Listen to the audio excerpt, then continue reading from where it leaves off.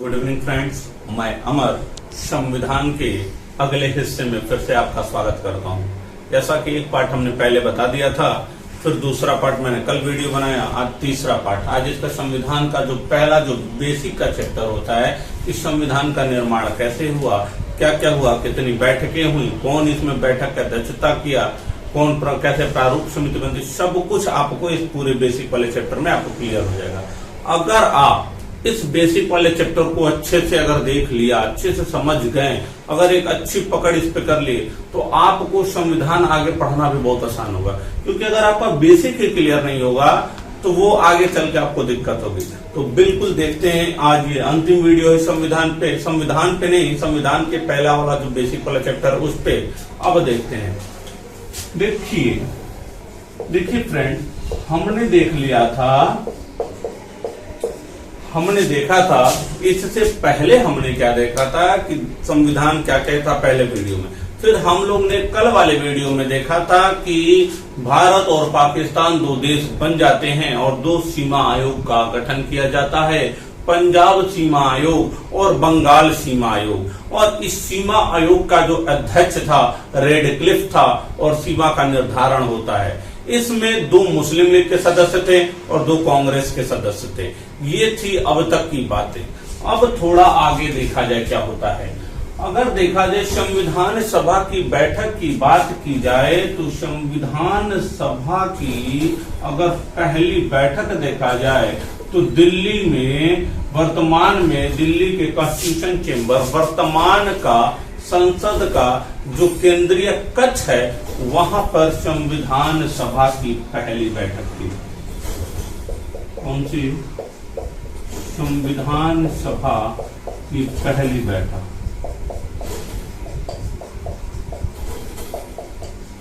संविधान सभा की पहली बैठक ये होती है 9 दिसंबर 1946 को। कब? 9 दिसंबर 1946 को संविधान सभा की पहली बैठक होती है। इस संविधान सभा की जब पहली बैठक होती है दिसंबर 1946, मतलब कहने का मतलब अभी पाकिस्तान बना नहीं था और मुस्लिम लीग के सदस्य थे और मुस्लिम लीग इस क्या कहूं किसी भी बैठक क्या सपोर्ट कर रहे हैं, समर्थन कर रहे हैं, जवाब मिलेगा नहीं। और यहाँ पे क्या होता है, संविधान सभा की जो पहली बैठक होती है और इसके अध्यक्ष रहते हैं, वहां पे देखा जाता है बैठक में क्या होता है कि 208 लोगों को बुलाया जाता है। कितने लोगों को? मतलब 208 लोग इसमें शामिल हुए थे। बुलाया तो कई लोगों को गया था, सबको बुलाया गया था, लेकिन कितने इसमें शामिल हुए थे? 208 लोग शामिल हुए थे। फिर ये हुआ कि 9 दिसंबर में दिल्ली में बुला दिया गया पहली बैठक और 9 दिसंबर 1946 को 208 लोग आए। जब 208 लोग आते हैं, 60 नहीं 8 लोग आते हैं, तो इसमें देखा जाता है इसकी अध्यक्षता कौन करेगा। ठीक, तो उसमें देखा जाता है सबसे वयोवृद्ध रहते हैं, सबसे ज्यादा उम्र के रहते हैं। कौन? डॉक्टर सच्चिदानंद सिन्हा। कौन रहते हैं? डॉक्टर सच्चिदानंद सिन्हा। और यही डॉक्टर सच्चिदानंद सिन्हा को अध्यक्ष बना दिया जाता है। किसको बना दिया जाता है? डॉक्टर सच्चिदानंद सिन्हा को अध्यक्ष बना दिया जाता है। और यह अध्यक्ष अस्थायी अध्यक्ष थे। कहते थे अस्थायी अध्यक्ष। मतलब संविधान सभा की पहली बैठक 9 दिसंबर 1946 को होती है, जिसमें कुल 208 लोग ने इसमें भाग लिया था और इसके अस्थायी अध्यक्ष किसे चुना गया? डॉक्टर सच्चिदानंद सिन्हा को चुना दिया। मजेदार की बात यह है कि इस संविधान सभा में कुछ महिलाओं ने भाग लिया था। कुल कितनी महिलाओं ने भाग लिया था? तो संविधान सभा की पहली बैठक में 15 महिलाओं ने भाग लिया था। एक और क्वेश्चन अगर आप ज्यादा डीप में पढ़ना चाहते बन सकता है, इस संविधान सभा में जब 15 महिला भाग लेती हैं और इन्हीं 15 महिलाओं में से मात्र एक मुस्लिम महिला सदस्य रहती है जिसका नाम रहता है बेगम अयाज रसूल। कौन रहता है? बेगम अयाज रसूल। इस प्रकार से हमने देखा कि संविधान सभा की पहली बैठक, पहला क्वेश्चन पूछा जाएगा कि संविधान सभा की पहली बैठक कहाँ आयोजित हुई थी? तो दिल्ली के कॉन्स्टिट्यूशन चेंबर, वर्तमान का संसद का केंद्रीय कक्ष। अगला क्वेश्चन पूछेगा कब हुई थी, तो 9 दिसंबर 1946 को। अगला क्वेश्चन पूछेगा अध्यक्ष किसको चुना गया, तो डॉक्टर सच्चिदानंद सिन्हा को। अगला क्वेश्चन पूछा जा सकता है अस्थायी अध्यक्ष की, अस्थायी अध्यक्ष तो अस्थायी अध्यक्ष। अब अगला क्वेश्चन पूछा जा सकता है कुल कितने सदस्य ने भाग लिया, 208 सदस्य ने। इसमें महिलाओं ने कितने भाग लिया, 15, और इसमें एक मात्र महिला मुस्लिम सदस्य कौन थी, बेगम अयाज रसूल। आई होप सो कि बिल्कुल आपको कंसेप्ट क्लियर हो गया होगा। अब इसी संविधान सभा की जब पहली बैठक होती है तो इसका बहिष्कार कौन करता है, मुस्लिम लीग, और इसका बहिष्कार मुस्लिम लीग ने किया। इस तरीके से देखा जाए तो संविधान सभा की फिर दूसरी बैठक होती है, और दूसरी बैठक भी होती है दिल्ली में, और 2 दिन बाद 9+2 9 दिसंबर 1946 को। एक चीज याद रखिएगा थोड़ा सा, और अस्थायी अध्यक्ष डॉक्टर सच्चिदानंद सिन्हा थे, जबकि इसके उपाध्यक्ष कौन थे, उपाध्यक्ष एच.सी. मुखर्जी थे। कौन थे, एच.सी. मुखर्जी थे। उपाध्यक्ष इसके एच.सी. मुखर्जी।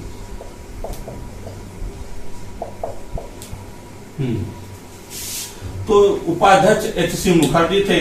अगला देखिए, अगला बैठक होता है 9-11 दिसंबर 1946 को, और इस बैठक में जब सभा बुलाई जाती है और यहाँ पे अध्यक्ष बदल जाते हैं। कौन बदल जाता है, अध्यक्ष। और यहाँ पे जो अस्थायी थे यहाँ पे अस्थायी हो गए। कैसे हो गए, अस्थायी हो गए। और यहाँ पे अस्थायी अध्यक्ष बन जाते हैं कौन, डॉक्टर राजेंद्र प्रसाद। कौन, डॉक्टर राजेंद्र प्रसाद, डॉक्टर साहब बन जाते हैं। डॉक्टर साहब मतलब डॉक्टर राजेंद्र प्रसाद अस्थायी अध्यक्ष बन जाते हैं। यहीं पर दूसरी बैठक में यह बात होती है कि बी.एन. राव को संवैधानिक सलाहकार भी बनाया जाता है। किसको, बी.एन. राव को संवैधानिक सलाहकार क्या बनाया जाता है, संवैधानिक सलाहकार किसको बनाया जाता है, तो बी.एन. राव को संवैधानिक सलाहकार नियुक्त किया जाता है। किसको, बी.एन. राव। मतलब नाम पूरा देखेंगे, वेनिगल नरसिंघम राव, वेनिगल नरसिंघम राव को संवैधानिक सलाहकार नियुक्त किया जाता है। ये क्या थे, एक आईसीएस अधिकारी थे जो संविधान सभा के निर्माण के लिए अपनी एक निःशुल्क सेवा दे रहे थे। कौन, बी.एन. राव। ठीक इस तरीके से हमने दूसरी बैठक देखा 11 दिसंबर 1946 को। अस्थायी अध्यक्ष देखा डॉक्टर राजेंद्र प्रसाद, संवैधानिक सलाहकार यहाँ पे बी.एन. राव घोषित कर दिए गए। अब देखिए इसके 2 दिन बाद, कितने दिन बाद, इसके 2 दिन बाद, इसमें +2 कर लीजिए, इसके 2 दिन बाद 13 दिसंबर 1946 को, क्या 13 दिसंबर 1946 को पंडित नेहरू के द्वारा, किसके द्वारा, पंडित नेहरू के द्वारा, जवाहरलाल नेहरू, पंडित जवाहरलाल नेहरू के द्वारा उद्देश्य प्रस्ताव, कौन सा प्रस्ताव, उद्देश्य प्रस्ताव, यानी प्रस्तावना, उद्देश्य प्रस्ताव प्रस्तुत किया गया। क्या किया गया, उद्देश्य प्रस्ताव प्रस्तुत किया गया 11 दिसंबर 1946 को पंडित नेहरू के द्वारा उद्देश्य प्रस्ताव पारित किया गया। और यह उद्देश्य प्रस्ताव कब को लागू होता है, तो वह डेट थी बच्चा कौन, 22 जनवरी 1947 को। कौन सा, 22 जनवरी 1947 को पूर्ण रूप से उद्देश्य प्रस्ताव को लागू कर दिया जाता है। इस तरीके से अभी तक मैं जितना बताया, इस बोर्ड पे आपसे काफी क्वेश्चन पूछे जा सकते हैं। फिर से एक रिकॉल करते हैं फ्रेंड कि संविधान सभा की पहली बैठक 9 दिसंबर 1946 को डॉक्टर सच्चिदानंद सिन्हा अस्थायी अध्यक्ष सबसे वयोवृद्ध थे। इसके उपाध्यक्ष एच.सी. मुखर्जी, 208 लोगों ने भाग लिया, 15 महिलाओं ने भाग लिया, एक मात्र महिला मुस्लिम सदस्य बेगम अयाज रसूल थी। दूसरी बैठक होती है, अगला क्वेश्चन पूछा जा सकता है 11 दिसंबर 1946 को। एक और नंबर आप बना सकते हैं, पूछा जाएगा अस्थायी अध्यक्ष डॉक्टर राजेंद्र प्रसाद, और यहीं पर संवैधानिक सलाहकार नियुक्त कर दिया जाता है। किसको, बी.एन. राव को। अब देखिए इसमें क्या होता है, 2 दिन बाद 13 दिसंबर 1946 को पंडित जवाहरलाल नेहरू के द्वारा उद्देश्य प्रस्ताव, वही प्रस्तावना, अभी आगे मैं बताऊंगा इसके बाद प्रस्तावना, और यह उद्देश्य प्रस्ताव लाया जाता है और यह पूर्ण रूप से लागू होता है 22 जनवरी 1947 को। तो इस चीज को ध्यान में रखिएगा, यहाँ से हर एग्जाम में हर बार क्वेश्चन पूछे जाते हैं। ठीक है, आई होप सो कि आपको बिल्कुल समझ में आया होगा। और देखिए, सीखने की ललक अपने अंदर लाइए। कुछ भी चीज क्या होता है ना कि आप लोग शर्माते हैं कुछ सीखने में, आप मतलब हेजिटेशन होता है, बोल नहीं पाते। आप देखते होंगे कुछ लोग, कुछ ऐसे भी लोग होते हैं इंग्लिश बोलने नहीं आता फिर भी बोलेंगे that's your cycle, no it's my cycle. तो ऐसे सब, ठीक है। लड़कियां क्या होती है, नहीं भी बोलने आएगा प्रयास तो करेंगी, oh what do you mean यार, कैसी हो तुम। तो ये बोलने का आप भी हेजिटेशन दूर रखिए और अपने आप को इम्प्रूव कीजिए। आते हैं, थोड़ा सा मजाक कर दिया, आपका मूड फ्रेश हो गया होगा, आते हैं सीधे मुद्दे पर। अब इतना रब करते हैं, जिसको स्क्रीनशॉट लेना है वो ले लीजिएगा। अब देखिए, हमने ये बताया इतनी बैठकें हो चुकी हैं। इन सब चीजों के बाद अब ये होगा कि संविधान निर्माण की बात, संविधान सभा आ गई, चुनाव हो गए थे, संविधान निर्माण की बात आएगी।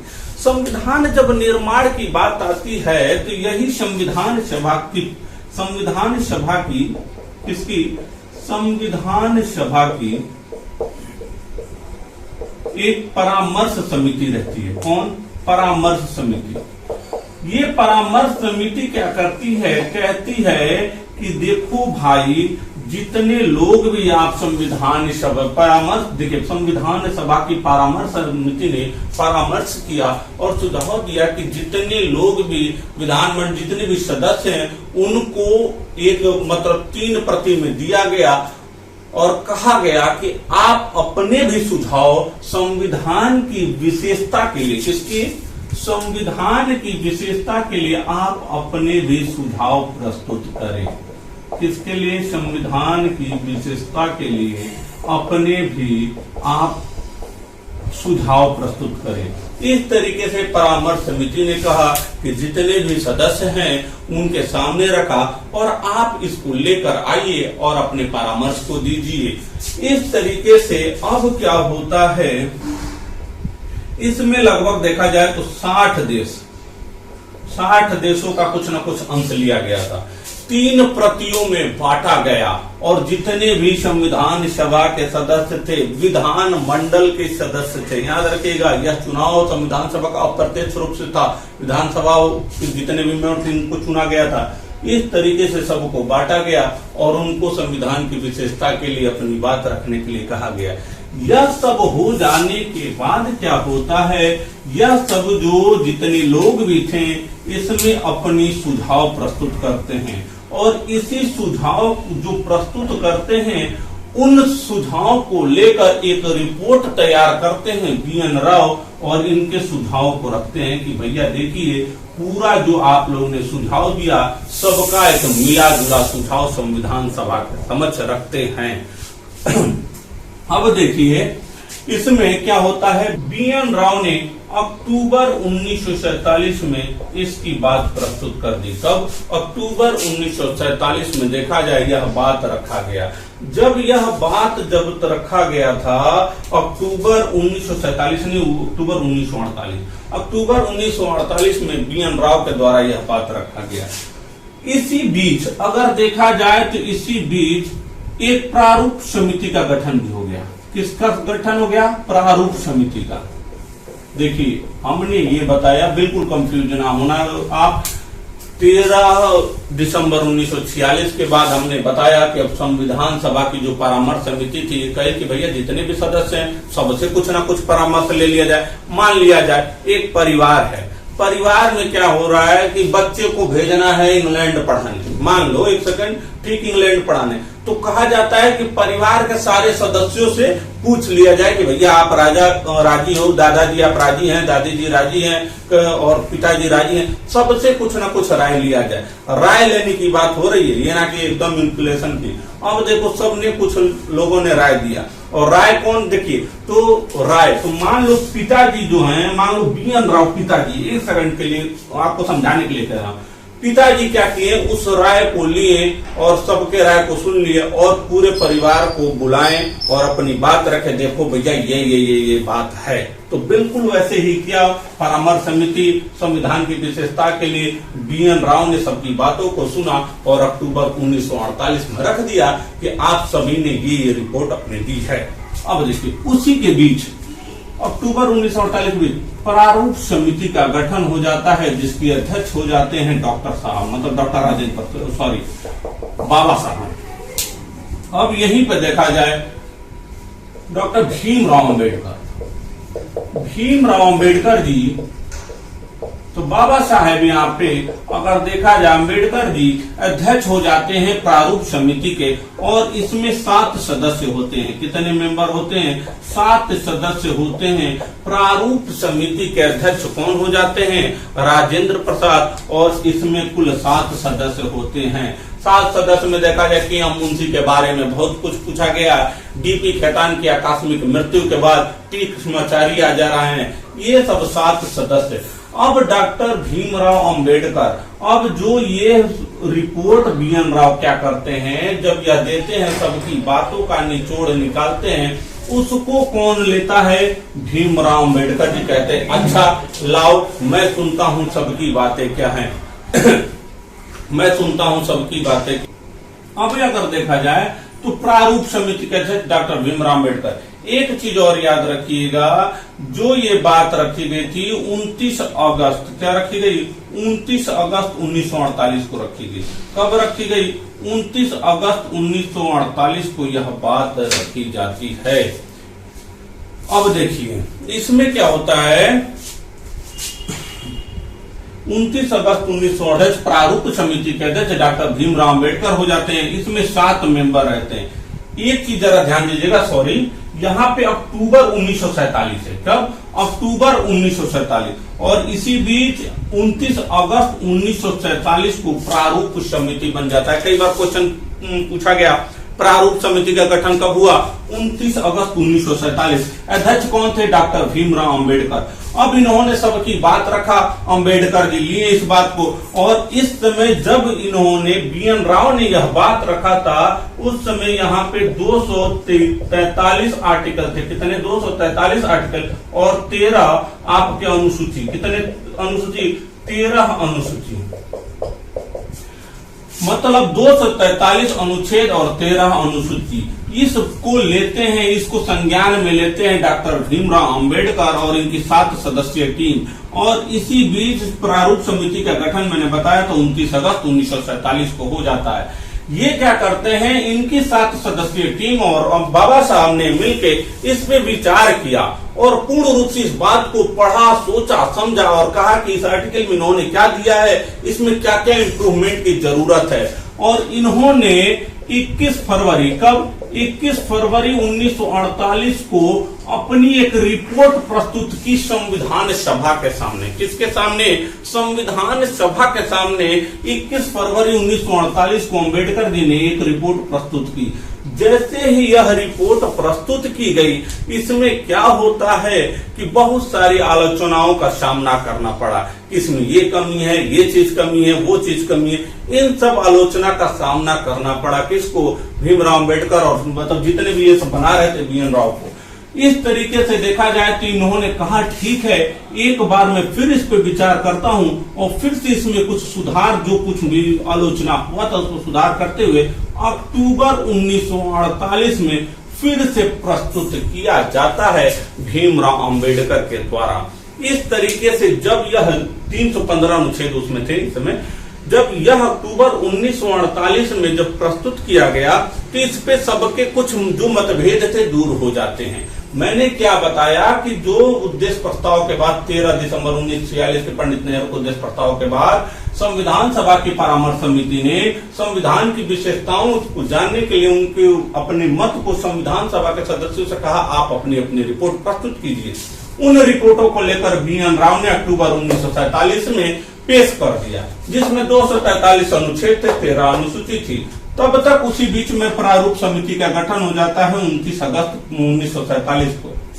इसके अध्यक्ष थे डॉक्टर भीमराव अंबेडकर और 7 मेंबर थे इन्हें लेकर। अब देखो जब ये होता है, इन्होंने इस पे पूरे संज्ञान लिया और सब कुछ संज्ञान लेने के बाद 21 फरवरी 1948 को अपनी बात रखते हैं, जिसमें 315 अनुच्छेद थे। कितने अनुच्छेद थे?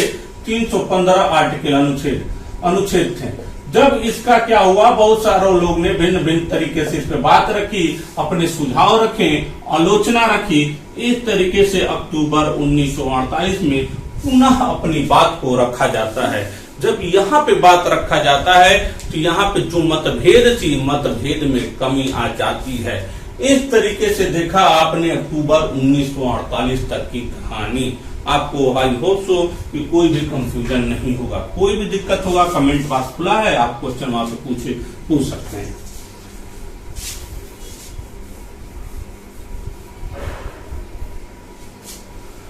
खोई खोई आँखों में सजने लगे हैं सपने तुम्हारे सनम, एक पल में ना हम तुम बिछड़ के आवे खाए कसम, जानम मेरी जानम जानम मेरी जानम। आप बीच में मैं रब करते समय आप बोर ना हो, इसलिए मैं आपको संगीत सुनाता रहूंगा। अभी तो ये टेलर है, अभी तो बहुत अच्छे संगीत में गाता हूँ। कभी ठीक है, कभी मिलिएगा ऐसे भी। अब देखते हैं, आते हैं मुद्दे पे। इस समय अक्टूबर 1948 की मैं बात रख दी गई। जब अक्टूबर 1948 में बात रख दी गई, सबके कुछ मतभेद दूर हुए, तो इस पे वाचन, अब इसको कहा गया भैया चलिए अब तो आ गया, अब इसको पढ़िए। कहते हैं पंडित जी कथा बाँचो, तो वैसे ही वाचन हुआ, वाचने के लिए। इस प्रकार से इस पे 3 वाचन हुए। जो प्रथम वाचन होता है, क्या होता है? प्रथम वाचन, पहली बार जो इसको वाचा गया, पढ़ा गया।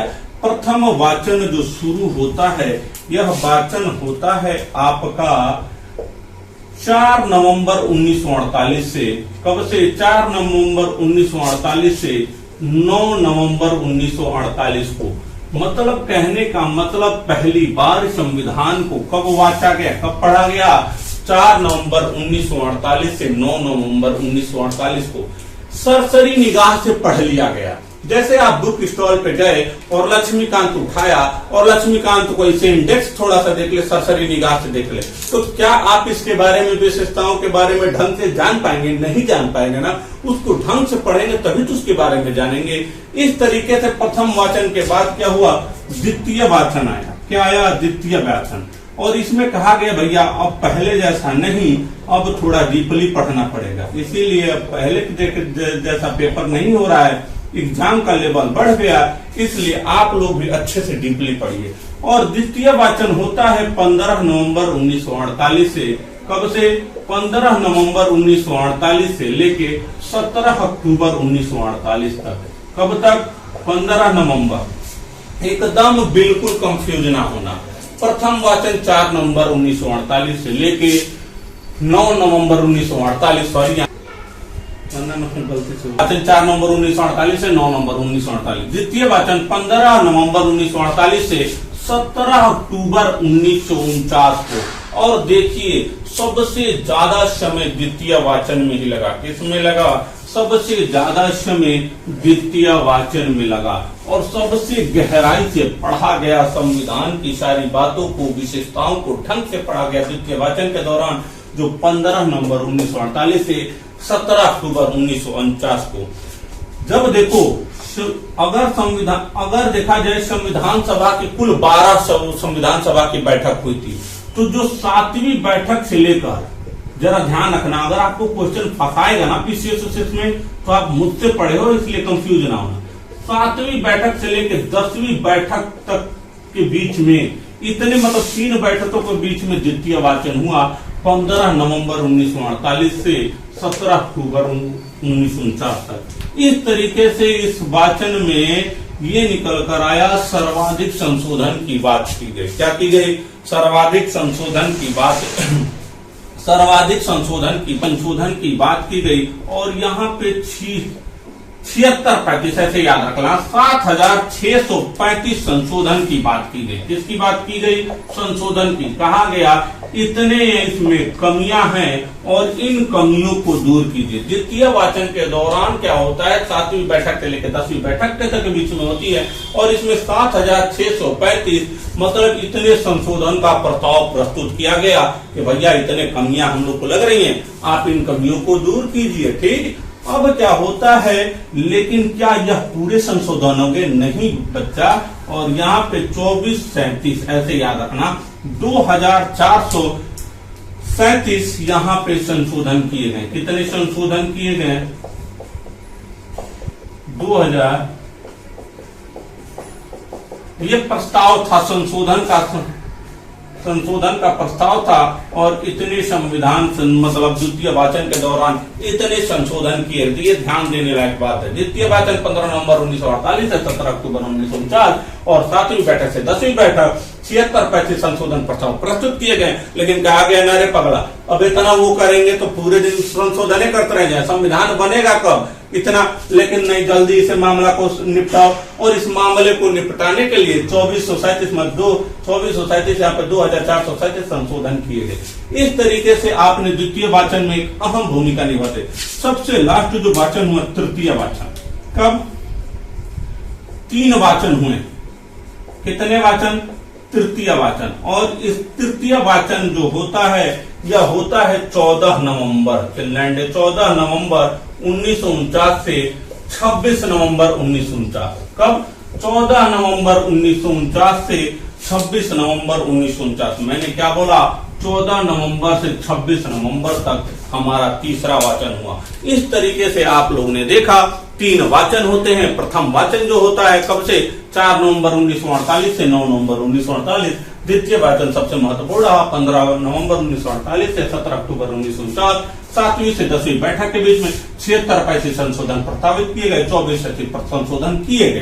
तृतीय वाचन 14 नवंबर से लेकर 26 नवंबर 1949। इस तरीके से देखा जाए तो यहाँ पे 26 नवंबर 1949 को ही संविधान को आंशिक रूप से लागू कर दिया गया, अंगीकृत कर लिया गया, गले लगा लिया गया कि आओ संविधान आपका स्वागत है। इस तरीके से देखा जाए तो 26 नवंबर 1949 को आंशिक रूप से हमारे प्राण प्रिय भारत का संविधान आंशिक रूप से लागू हो जाता है। आपके दिमाग में ये प्रश्न आ रहा होगा, देखिए संविधान बनने तक, कोई कहे संविधान कब बन के तैयार हुआ?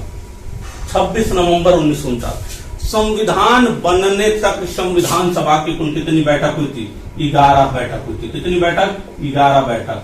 ध्यान रखना, मैंने ये कहा संविधान बनने तक कितनी बैठक हुई थी? 11 बैठक हुई थी। मैंने ये कहा कि संविधान सभा के लिए कुल कितनी बैठक हुई थी? तो 12 बैठक हुई थी। अंतिम बैठक पता है 24 नवंबर 1950 को होता है। इस तरीके से उस बैठक को लेके 12 बैठक हो जाती है। और बहुत सारे गाइडों में, बहुत सारी किताबों में बच्चे यही कंफ्यूज हो जाते हैं कि यहाँ सर 11 बैठक होती है। ऑप्शन में देता है संविधान सभा के लिए कुल कितनी बैठक? 9, 10, 11, 12। बच्चे 11 लगा के चले आते हैं, गलत हो जाता है। लेकिन आज से कंफ्यूजन दूर कर लो। क्वेश्चन पूछा संविधान बनने तक कितनी बैठक हुई थी? 11 बैठक। संविधान सभा की कुल कितनी बैठक हुई? तो कितनी? 12 बैठक, जो 24 जनवरी 1950। अब देखिए 26 नवंबर 1950 को संविधान को गले लगा लिया गया और कहा गया कि भैया संविधान आइए आपका स्वागत करते हैं, और बहुत आपके लिए मेहनत किया गया निश्चित रूप से। और इस संविधान को, अब दिमाग में प्रश्न आ रहा होगा कि अगर यह 26 नवंबर 1949 को संविधान बनकर तैयार हो गया तो लागू क्यों नहीं करती है? क्यों 26 जनवरी 1950 को लागू किया गया? तो इसके पीछे एक दिलचस्प कहानी है। कहानी ये है कि अगर आप मुझसे पढ़ेंगे तो पूरा एकदम मैपिंग के थ्रू आपको सब कुछ पता चल जाएगा। लाहौर में अगर देखा जाए, लाहौर में एक बैठक होती है 31 दिसंबर 1929 को। कब बैठक होती है? 31 दिसंबर 1929 को। सॉरी 31 नहीं, वो तो कराची हो जाएगा। 31 दिसंबर 1929 को संविधान एक बैठक होती है, कांग्रेस की बैठक होती है, जिसमें जवाहरलाल नेहरू ने लाहौर में रावी नदी के तट पर, किस नदी के तट पर? रावी नदी के तट पर एक बैठक होती है। रावी नदी के तट पर कब होती है? 31 दिसंबर 19 को लाहौर अधिवेशन होता है। उसी अधिवेशन में नेहरू कसम खाते हैं कि मैं नेहरू कसम खाता हूं कि आगामी 26 जनवरी से हम स्वतंत्रता दिवस मनाएंगे। ये नेहरू कसम खाते हैं, एक वादा करते हैं। तो क्या हमारा देश 26 जनवरी इन्होंने कसम खाया था कि आगामी 26 जनवरी से हम अपना स्वतंत्रता दिवस मनाएंगे। क्या हमारा देश 26 जनवरी 1932 को स्वतंत्र हुआ था? नहीं हुआ था ना। तो इन्होंने जो कसम खाई थी उसी कसम के सत्यता को साबित करने के लिए चलिए भैया, नेहरू जी ने कसम खाया था कि 26 जनवरी को ठीक है स्वतंत्रता तो मिल नहीं सकी, उसी दिन संविधान लागू कर दिया जाता है। कब? 26 जनवरी को। अगर एक बात बताइए, अगर हम मान लेते हैं कि अगर हम चाहे कि हमारी शादी हो, मतलब कुछ भी मान लीजिए मई में, मान लेते हैं 31 मई, हम तारीख घोषित कर दिए नहीं हमारे शादी हम 31 मई से करबे, नहीं तो नहीं करबे, 31 मई को कसम खा लिए तो हो सकती है। लेकिन ये हम कसम खा ले हम अपने बच्चे का जन्मदिन इसी डेट को मनाएंगे, क्या ये पॉसिबल है का? नहीं पॉसिबल है ना। मामला गड़बड़ा सकता है ना, आगे पीछे हो सकता है ना। बिल्कुल वैसे ही कसम तो खाने को खा लिए, लेकिन क्या कसम पूरा हुआ? क्या अंग्रेज ये थोड़े कहेंगे, अब ये अंग्रेजों से थोड़े कहेंगे अरे भैया कुछ दिन रुक जाओ, 15 अगस्त को छोड़ के ना जाओ, अभी नेहरू जी ने कसम खाया है, कसम पूरी हो जाने दो, 26 जनवरी को जाना स्वतंत्रता दिवस मनाएंगे। अंग्रेज का एक दोबारा और कसम खा लो, हम यहीं पे रुके हैं। इस तरीके से देखा जाए तो यहाँ पे ये कसम लाहौर जो अधिवेशन होता है, इस कसम की सत्यता को सत्य करने के लिए, इनकी बात को रखने के लिए क्या होता है, यह संविधान क्या होता है 26 नवंबर 1949 को लागू ना करके कब लागू किया गया? 26 जनवरी 1950 को। कब? 26 जनवरी 1950 को संविधान को पूर्ण रूप से लागू किया गया। इस तरीके से देखा जाए तो 26 नवंबर 1949 को विधि दिवस भी मनाया जाता है, क्योंकि दिन संविधान बनकर तैयार होता है। क्या? विधि दिवस, संविधान दिवस इसी दिन मनाया जाता है। अहम भूमिका संविधान बनाने में बाबा साहब का था, हाँ, इनको संविधान निर्माता भी कहा जाता है। इस तरीके से 26 नवंबर 1949 को विधि दिवस मनाया जाता है और इसी 26 जनवरी 1949 को कुछ अनुच्छेद भी लागू हो चुके थे। लेकिन देखा जाए आपसे क्वेश्चन ये भी पूछा जाता है, आप कंफ्यूज रहते हैं कि सर कितने अनुच्छेद लागू होते हैं। बहुत सारे बुकों में आपने पढ़ा होगा सर 15 अनुच्छेद लागू होते हैं। नहीं सर, 15 अनुच्छेद नहीं, कुल 16 अनुच्छेद लागू हुए थे। ये कंफ्यूजन आपको क्यों रहता है उसके पीछे मैं रीजन बता रहा हूँ। इस दिन अगर देखा जाए तो नागरिकता से संबंधित अनुच्छेद जो लागू हुए 5, 6, 7, 8 ये सब 9, ये उसके बाद अनुच्छेद 60 हो गया, अनुच्छेद 366 हो गया, 67 हो गया, 68, ये सब सारे अनुच्छेद लागू होते हैं। इस दिन जो 16वां अनुच्छेद आप लोग को नहीं पता रहता है, देखो अनुच्छेद 394, अनुच्छेद 394 में यह जिक्र किया गया कि हम जो 26 जनवरी 1949 को संविधान लागू कर रहे हैं, सॉरी, अब यहाँ पे क्या किया जाता है 394 अनुच्छेद में यह कहा जाता है कि भैया देखिए कि जो हम संविधान 26 नवंबर 1949 को जो लागू कर रहे हैं वो किस अनुच्छेद के तहत लागू कर रहे हैं? तो 394 अनुच्छेद के तहत लागू कर रहे हैं। इस तरीके से देखा जाए तो हमने मतलब 26 नवंबर 1949 को कुल 16 आर्टिकल यहाँ पर लागू हुए थे। अब ये क्वेश्चन पूछा जाता है 394 आ गया तो एक ऊपर बढ़ जाए 393, जो मतलब संविधान का शीर्षक क्या है, शॉर्ट टाइटल दिया गया। संविधान का शीर्षक क्या है? जैसे आप कोई जैसे कहानी पढ़ते हो ना तो उसका कुछ शीर्षक होता है, बंदर और मगरमच्छ, जैसे कोई भी कुछ भी ले लो कि हाँ बाबा भारती के घोड़े वाले का सुदर्शन, ऐसा जो कुछ भी आप ले लो शीर्षक होता है ना, वैसे ही इसका शीर्षक क्या है? तो अनुच्छेद 393 में संविधान का जो शीर्षक था वो क्या है? भारत का संविधान। क्या है इसका शीर्षक? भारत का संविधान। तो संविधान का शीर्षक है अनुच्छेद 393 में इसका जिक्र मिलता है और इसका भारत का संविधान के नाम से जिक्र मिलता है। इस तरीके से आपने देखा पूर्ण रूप से हमने संविधान को बहुत अच्छे से समझाने का प्रयास किया। आई होप सो कि आपको एक एक चीज यहाँ से पता चल गई होगी। एक बार वीडियो को ना समझ में दोबारा देख लीजिएगा। कोई भी कंफ्यूजन हो आप कमेंट बॉक्स में निश्चित रूप से पूछिएगा। इस तरीके से आपने देखा 26 नवंबर 1949 से 26 जनवरी 1950 को संविधान पूर्ण रूप से लागू करते। एक चीज में मिस कर गया यहाँ पे अगर देखें तो मैंने बताया था संविधान की जो 12वीं बैठक होती है वो 24 जनवरी 1950 को होती है और 24 जनवरी 1950 को संविधान सभा की अंतिम बैठक यानी 12वीं बैठक होती है। कौन सी बैठक होती है? 12वीं बैठक होती है और यहीं पे डॉक्टर राजेंद्र प्रसाद को भारत का राष्ट्रपति नियुक्त किया जाता है। क्या नियुक्त किया जाता है? भारत का राष्ट्रपति राजेंद्र प्रसाद को। और यहाँ पे क्या होता है, आपकी संविधान सभा को भंग कर दिया जाता है 24 जनवरी 1950 को और इसको अंतरिम संसद में परिवर्तित कर दिया जाता है। किसमें? अंतरिम संसद में परिवर्तित हो गया 24 जनवरी 1950 को। इस तरीके से आपने पूरा संविधान देखा। अगर आपको इसमें कोई भी कंफ्यूजन हो, लगता हो, तो निश्चित रूप से कमेंट बॉक्स में। अगर यह वीडियो पसंद आए तो आगे की 3 लाइन आप जानते हैं, कहना मुझे अच्छा लगता नहीं, तो आप समझदार हैं। तब तक के लिए जय हिंद, जय भारत।